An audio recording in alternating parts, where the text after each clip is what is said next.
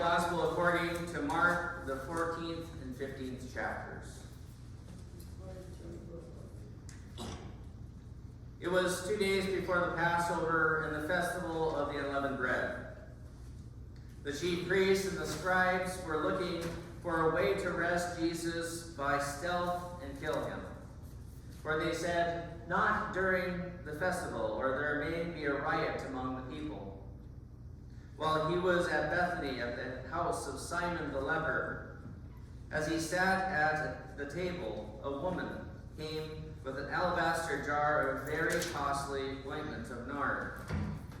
And she broke open the jar and poured the ointment on his head. But some were there who said to one another in anger, "Why was the ointment wasted in this way?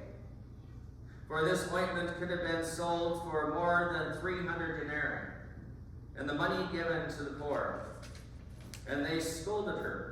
But Jesus said, "Let her alone. Why do you trouble her? She has performed a good service for me. For you always have the poor with you, and you can show kindness to them whenever you wish, but you will not always have me. She has done what she could.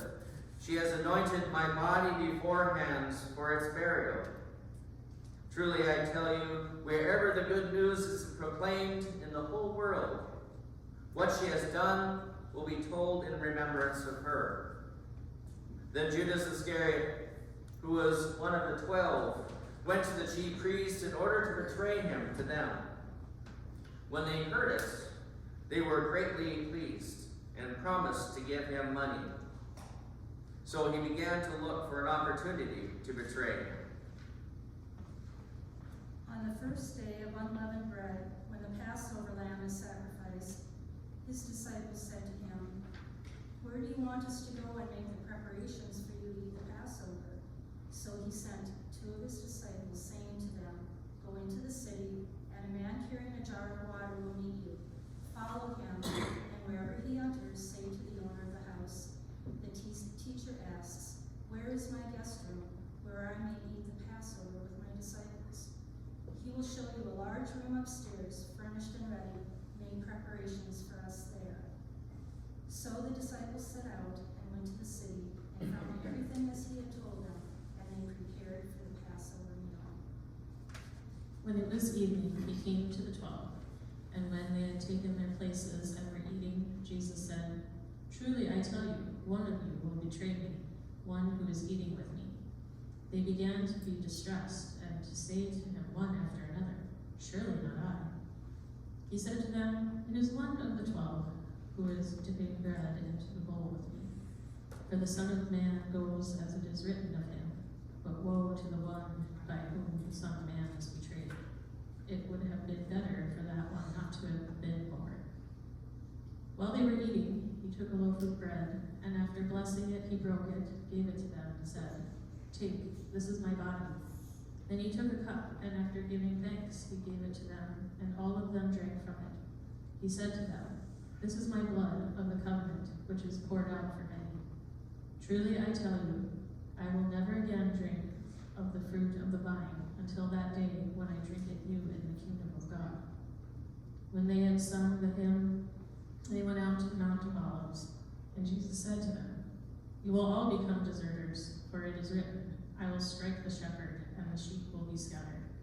But after I am raised, I will go before you to Galilee." Peter said to him, even though all become deserters, I will not." Jesus said to him, "Truly I tell you, this very night, before the cock crows twice, you will deny me 3 times." But he said vehemently, "Even though I must die with you, I will not deny you." And all of them said the same. They went to the place called Gethsemane, and he said to his disciples, "Sit here while I pray."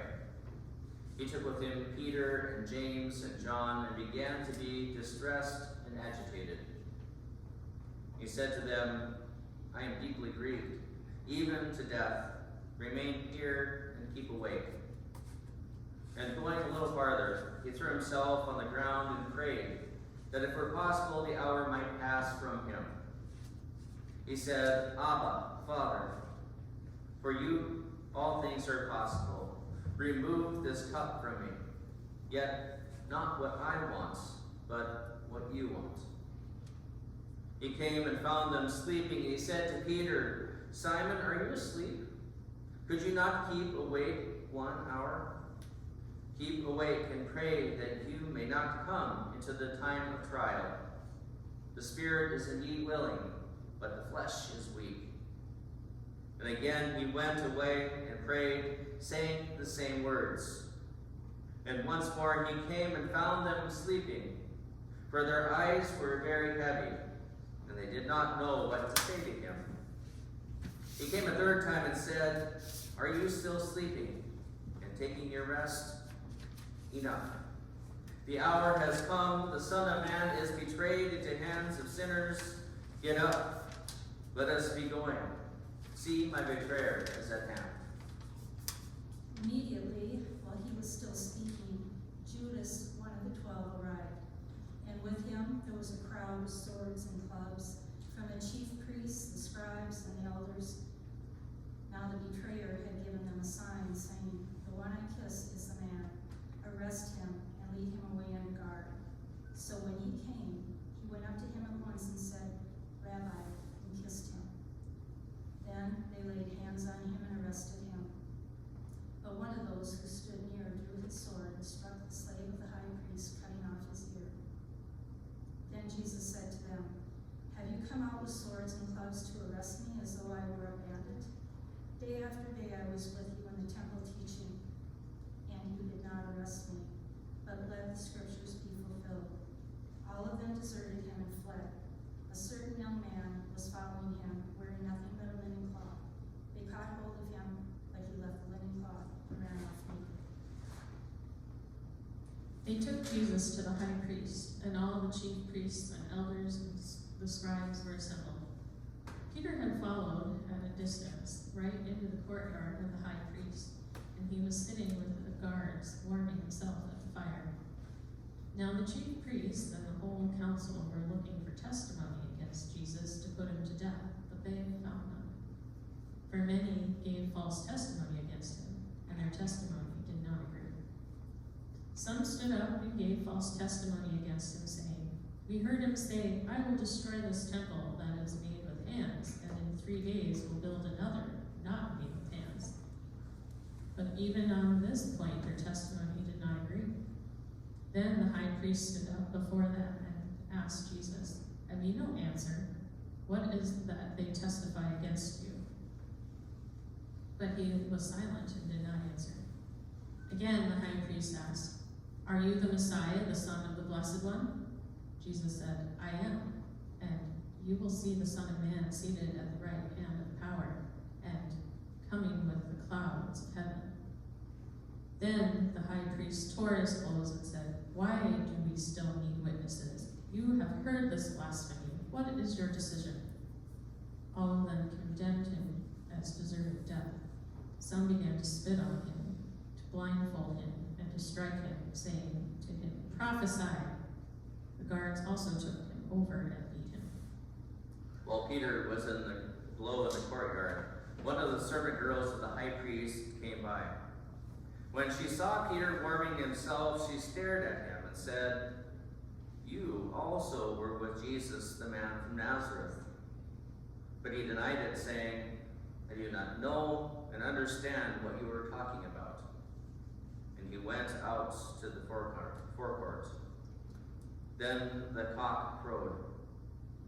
And the servant girl, on seeing him, began again to say to the bystanders, This man is one of them. But again he denied it.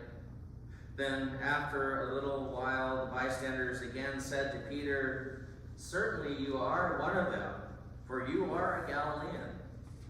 But he began to curse and swore an oath, I do not know this man you are talking about. At that moment the cock crowed for the second time.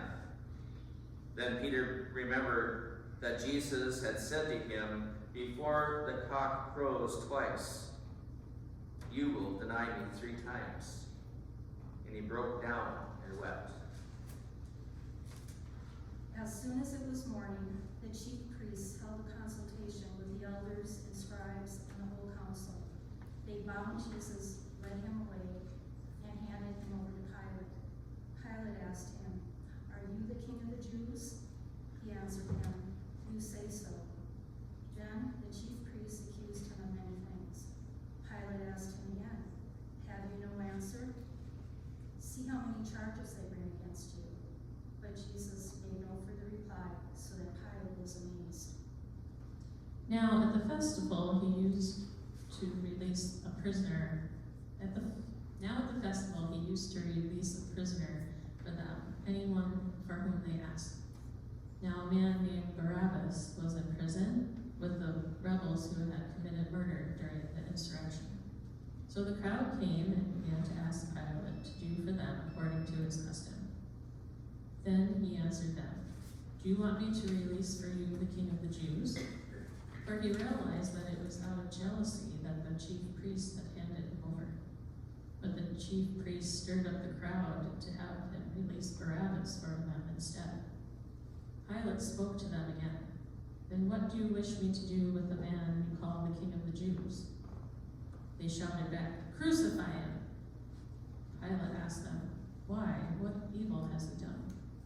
But they shouted all the more, "Crucify him!" So Pilate, wishing to satisfy the crowd, released Barabbas for them, and after flogging Jesus, he handed him over to be crucified. Then the soldiers led him into the courtyard of the palace, that is, the governor's headquarters. And they called together the whole cohort. And they clothed him in a purple cloak, and after twisting some thorns into a crown, they put it on him. And they began saluting him, "Hail, King of the Jews!" They struck his head with a reed and spat on him and knelt down in homage to him. After mocking him, they stripped him of the purple cloak and put his own clothes on him.